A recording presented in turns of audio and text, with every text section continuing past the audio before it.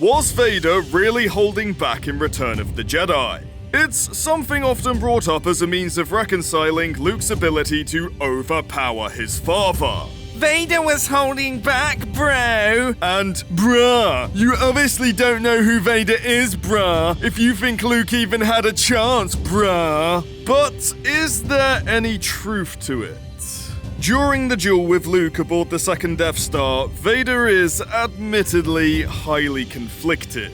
He's a different man after his duel with Luke on Bespin. The fires of this inner conflict were burning long before this, but seeing his son choose death over the dark side irreversibly snapped something inside good old Darth. Internal conflict is established in the lore to hamper one's connection to the Force. For the Jedi and those who seek to touch the Force in its natural state, emotions like fear and anger disrupt the harmony. And for the Sith or anyone who wants to call on the dark side, compassion and empathy stunts their ability to bend the Force to their will. Both ends of the spectrum breed doubt, and it's this doubt that hinders conviction and weakens one's ability to call on the Force in any regard. Vader always struggled with fully committing to the dark side due to the inherent goodness within him. I mean, just look at his reasons for turning in the first place. But where before his lack of full commitment was merely holding him back from unlocking the palpy levels of power in the dark side. I wonder how long it'll take for this to get old, Tom. This snap post-Bespin was straight up off-balancing him. Vader can't tap into his anger and hatred as usual, and the burgeoning love for his son, something Luke was having no problem encouraging, was only making it worse by bringing what remained of Anakin to the surface. Vader was indeed, quote-unquote, holding back in Return of the Jedi, and not unleashing his full might against his opponent. But here's the second half of that story that people always seem to either forget or go out of their way to purposefully ignore. And that is, yes, Vader was holding back. But so was Luke. I will not fight you, Father. I will not fight you! Correct me if I'm wrong, but these are very strange, peculiar battle cries for a bloodthirsty Jedi going all out to destroy his opponent. Luke, by the time of Return of the Jedi, has reached a point where he's basically his father's equal and presents a very real threat to not just Vader, but even the Emperor himself. We can use the actions and beats of both Luke and Vader's duels to demonstrate this. Not to mention, it gives us ample opportunity to glaze these duels in all their glory as the best in the series, thanks to their sublime visual storytelling. So Tom, let's begin by analysing the showdown on Bespin. A more perfect movie duel there could not be. Except maybe The Princess Bride, but since this is a Star Wars channel, screw you, Inigo! You think that man killed your father? I am your father. Now prepare to die. Haha, I said both things. Tom made note in our lightsaber duel ranking video that the atmosphere is such that you drown in it. And I think he's spot on, and that's down to some very neat visual and audio choices used to set the tone. And some of these factors are cases of, you don't notice it, but your brain does. You can break this duel down into 3 sections: the opening exchange, the rebalancing of the scales, and the boogeyman phase. Starting with the opening exchange. Firstly, there's the lighting. The soft blue light that usually signifies the good guy in Star Wars gives way as the dominant color not to dark-side red, but orange. A color usually associated with not danger, but a warning of danger ahead. This connotates Luke has a choice in the matter. This is his chance to run, and he should take it. Anything he does beyond this point is a result of his choices and no one else's. This pairs nicely with both Luke and Vader's starting positions. Notice how Vader begins in an elevated spot, and Luke must climb up those steps to meet him. That is no accident. The literal difference in the height of Luke and Vader's starting platforms is there to subtly tell your brain there are levels to this game, and Luke is choosing to climb to meet a level he himself is not yet on. Then there's the choreography of the opening standoff. Look at Luke drawing his saber and the stance he takes. He's bunched up, a tad skittish, and employing something that's halfway between Langort and Flug, which for you non-HEMA aficionados are two of the most basic defensive guards in fencing. They emphasize strong defense and keeping your opponent at a distance by leveraging the length of the sword and the threat of the point. When you're not a trained or experienced fencer, you will find yourself naturally gravitating to this stance because it makes you feel the most safe. Contrast it with Vader. His saber draw is casual, bordering on lazy, and he doesn't even bother to raise a proper guard, signifying he's not that concerned Luke is much of a threat to him. This standoff sets the tone for the opening of the duel itself. Luke's moves are desperate, frantic, and every time he's pushed back, it's because Vader is pressuring or stonewalling him. He's giving it all he's got. Vader, on the other hand, isn't even trying. All too easy. Wielding his saber predominantly in a single hand as a flex, his movements are fluid, calm, measured, and whenever he retreats or gives ground, it's voluntary. Most may not think much of these small retreats, but this slight giving of ground is actually a very clever ruse on Vader's part.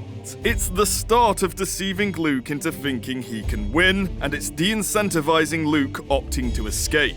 With these tiny permitted pushbacks, he's basically started a little whisper in Luke's head saying, Hey, farm boy, you don't need to run. You can beat him. Just push a little harder. This phase culminates with one last display of Vader's dominance as he knocks Luke down the steps. A very on-the-nose way of saying, you are not ready for this level of pure swordplay, farm boy. Go back down to where you belong. Which leads us on to the middle point of the duel, the rebalancing of the scales. In the opening exchange, Luke has had his arse handed to him. And if you'd only watched that opening, you'd wonder why in the Force Luke hasn't just ran for it. This part of the duel is to show Vader, and us, Luke's not out of the fight. But he can't fight fairly. He escapes Vader's trap, and despite it being somewhat of a cheap shot, weaponizes the environment in a moment of creative ingenuity, which culminates in Luke getting in his first W. Or so we are led to believe by knocking Vader off the platform. Even as a kid, I was never truly convinced that Vader didn't let Luke knock him off the platform as a ploy to embolden Luke and encourage him to pursue Vader further into the complex, overtaking this one and only chance to make a run for it since the fight began. What do you guys think? I feel like this is backed up when we move into the third and final section, the Boogeyman phase. And it's here we get to point out the sublime use of score. Something you may not have noticed, But your brain did. is that this duel up until this point has been quite restrained when it comes to music. This is done to build a mounting tension. There is no score there to give the game away and tell you who's winning or how to feel. You have to languish in the uncomfortable silence. Until now.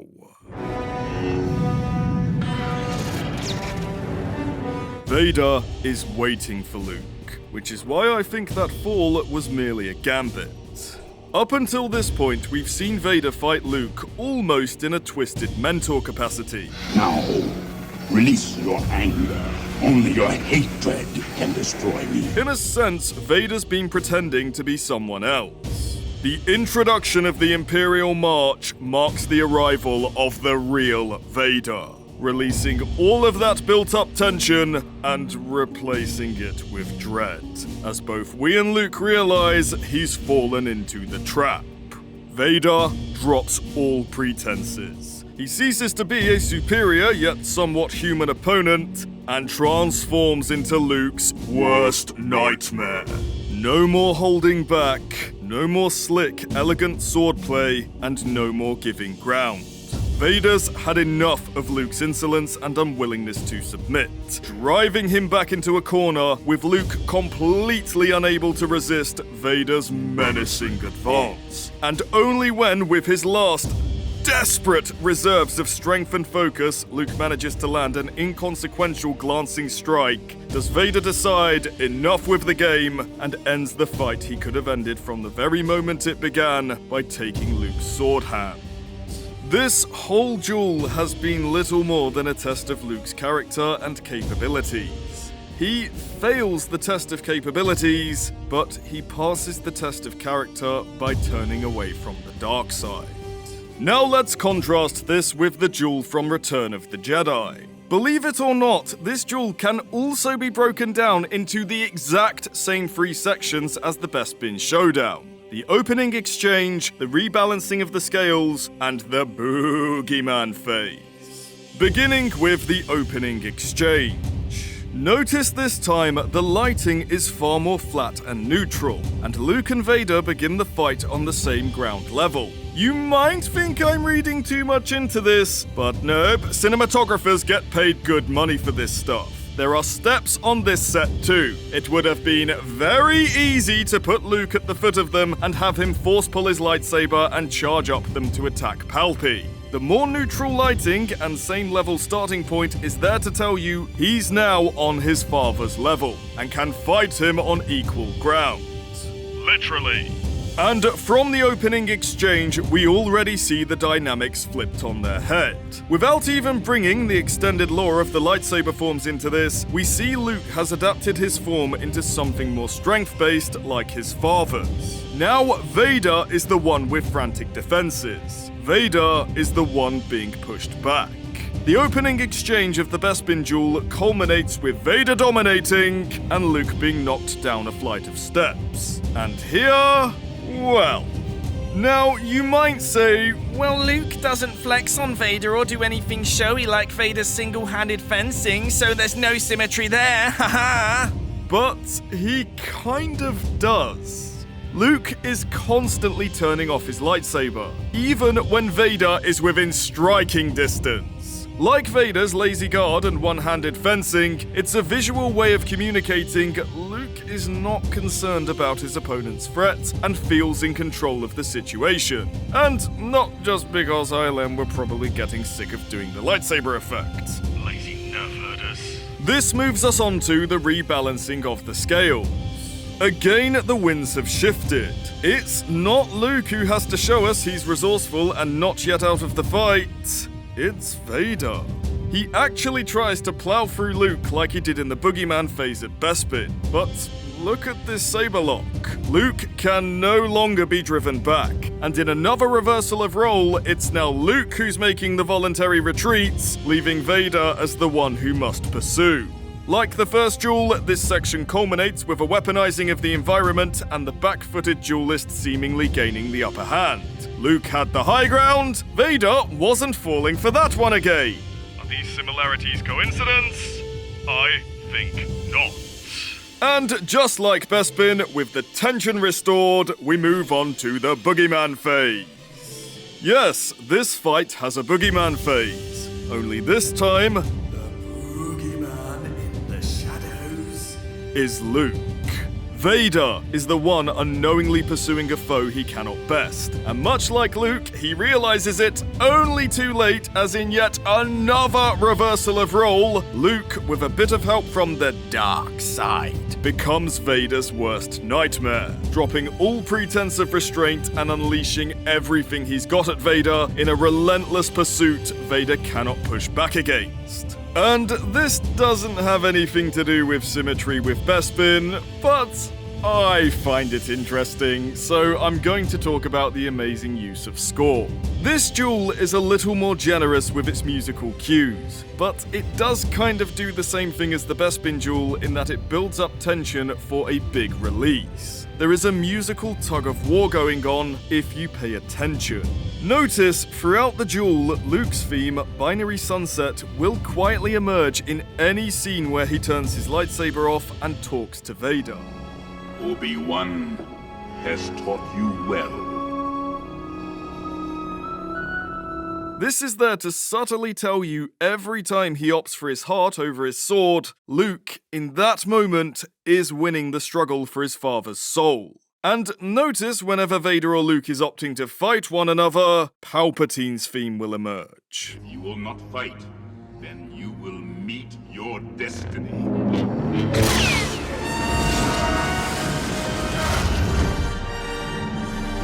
This, of course, signifying Palpatine's corruption is taking hold of them both. This is emphasized in the climax when Luke goes all out on Vader. We have a similar release of tension to the Bespin duel to let us know who was really winning, only it's not Luke's theme we hear, and it's not Vader's. It's Papa Palpy's theme swelling in all its malevolent majesty to fill the empty air between lightsaber strikes. What's that, Tom? Stay on target. I'm going on a needless tangent again. Stay on target.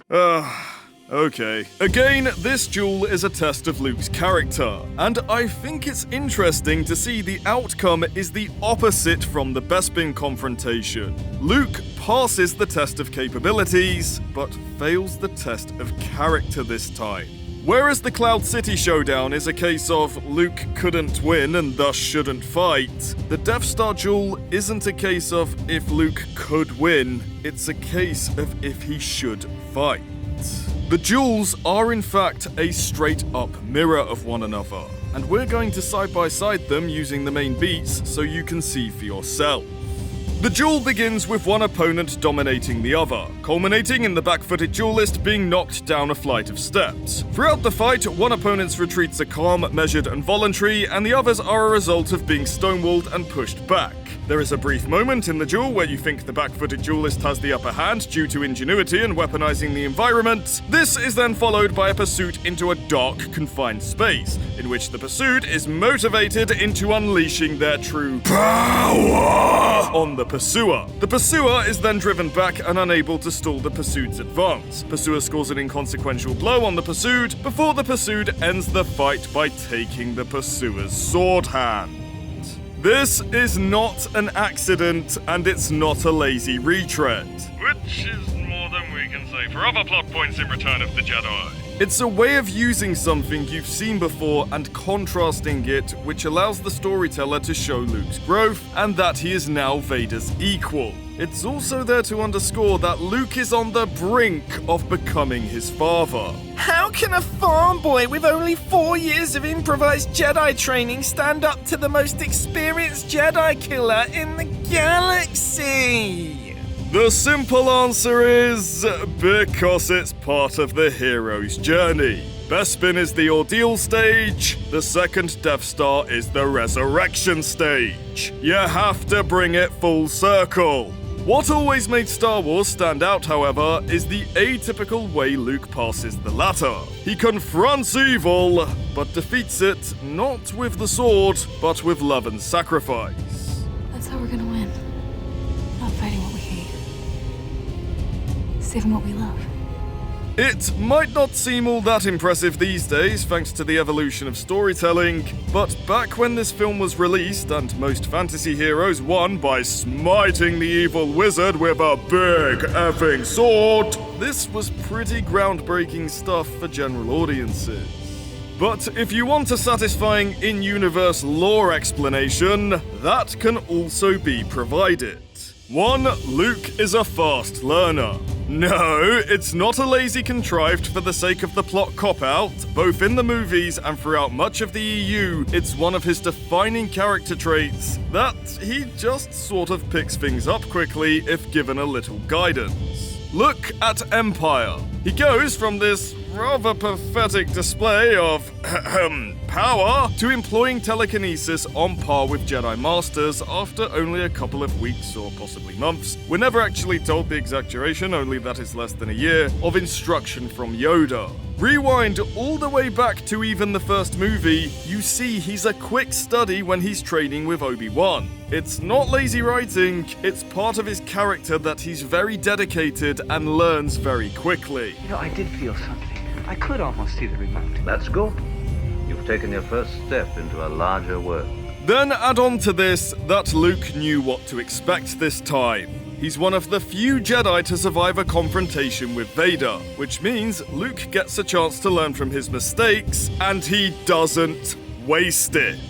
Coupling this with his immense dedication, he applies himself even more vigorously in his studies in the ways of the Force, learning a new strength-based lightsaber form to match his father's, discovering more Force powers, and even learning to construct his own lightsaber. Luke did not spend the year between Empire Strikes Back and Return of the Jedi sat scratching his ass with his new robot hand. And lastly, quite possibly the most obvious factor, Luke has comparable potential to his father when it comes to raw power in the Force. Luke's potential, whether equal to Anakin or not, is beyond the Emperor. And by this point in his journey, he has learned to tap a not insubstantial amount of it.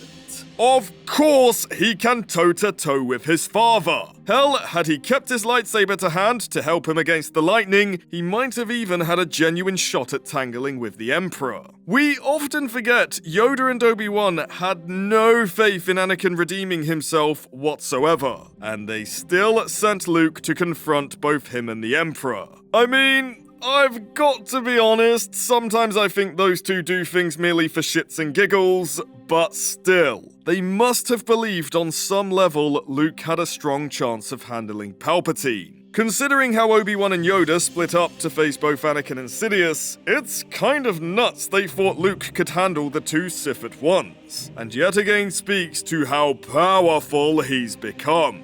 The whole point of this confrontation is not about whether or not Luke can take Vader and Palpatine in a straight-up fight. I know I'm going to cop flack for saying this, but he can. He's become an absolute unit who's on par with his father, and a big part of Palpatine's deal at this point is that despite being a dark side demigod, he's complacent and overconfident, and that's his Achilles heel. Don't forget, this guy is canonically defeated by being granny-tossed into a hole by a crippled, one-handed, asthmatic cyborg because he was too sure of himself.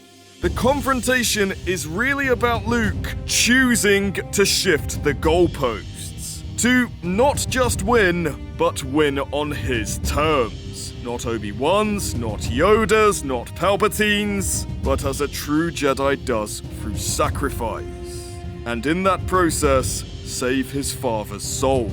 Claiming Luke only had a chance because Vader was holding back kind of diminishes Luke's agency in this struggle and comes at the expense of making it seem like it isn't his choice to act like a true Jedi and defiantly rise above the Emperor's twisted schemes. And well, that just kind of sucks on so many more levels than it does to simply knock Vader and Palpy off their pedestals a little. So, in conclusion, yes, Vader was holding back. But so was Luke. These two lightsaber duels are the greatest of all time. This is fact. Vader and Palpatine are awesome and immensely powerful. But so is Luke. By all means, give Vader his due. But don't dump on the farm boy to do so. And that's our take. What's your thoughts on these iconic duels? Be sure to let us know in the comments.